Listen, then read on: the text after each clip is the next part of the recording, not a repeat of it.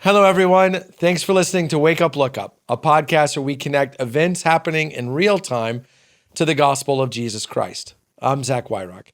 And in today's episode, we're asking the question, can we quit the blame game?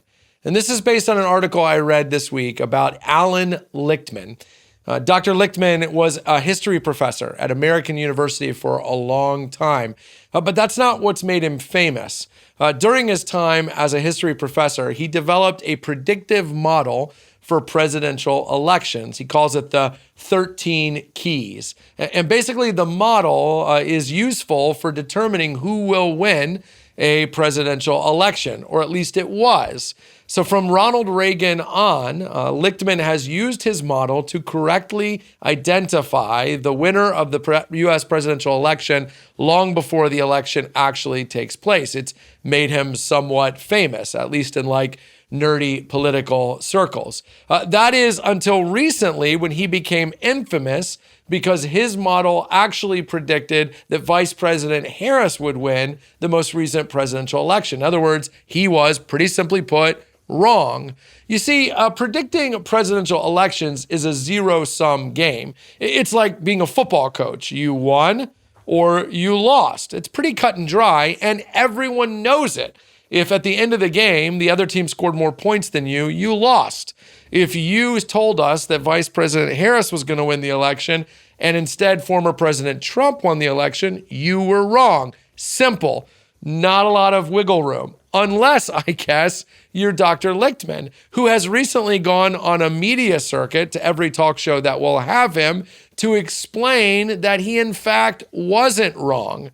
Now, he isn't saying that his model actually predicted Trump and he misread it or that he was misunderstood. Instead, what he's saying is that his model tells us not only who will win, but who should win. He actually said that he wasn't wrong, the American voters were wrong. That his model presupposed rationality and pragmatism, and that the American voters didn't listen to either one of those things. In other words, if you and I had voted the way we should have, he would have been right. It's not his fault, it's our fault. He wasn't wrong, we were wrong. It's an amazing thing to read. It's like a football coach going on to the podium after a loss and explaining how he really won.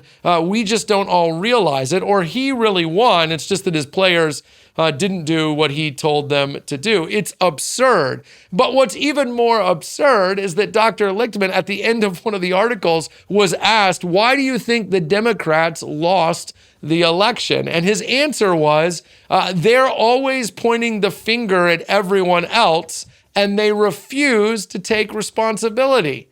I'm just going to let the irony sit with you for a minute.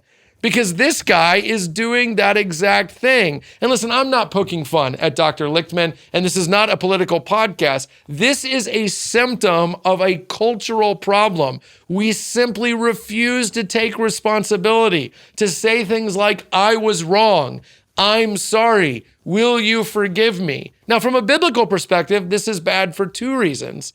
One is the core of the gospel is that we are wrong. We are sinners. We are rebels. 1 John will say, if we say we have no sin, we make God out to be a liar. That forgiveness is actually only available to those who will confess their sins, those who will admit when they are wrong. Listen, the road of finger pointing and blame shifting leads to hell. It does not lead to heaven. An inability and unwillingness to confess your sin, to admit when you're wrong, is ultimately a sign that you are not trusting Jesus. That's because it's coming from a place that presupposes that your value and identity is in getting it right. And then if you got it wrong, perhaps maybe you're not who you thought you were. But Christians are people who say, my identity has nothing to do with me. How could it?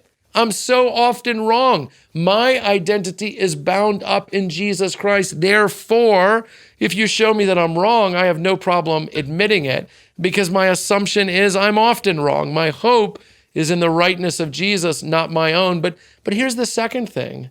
The Bible repeatedly shows us that confessing our sin, admitting our mistakes, is often the first step to repentance and to growth.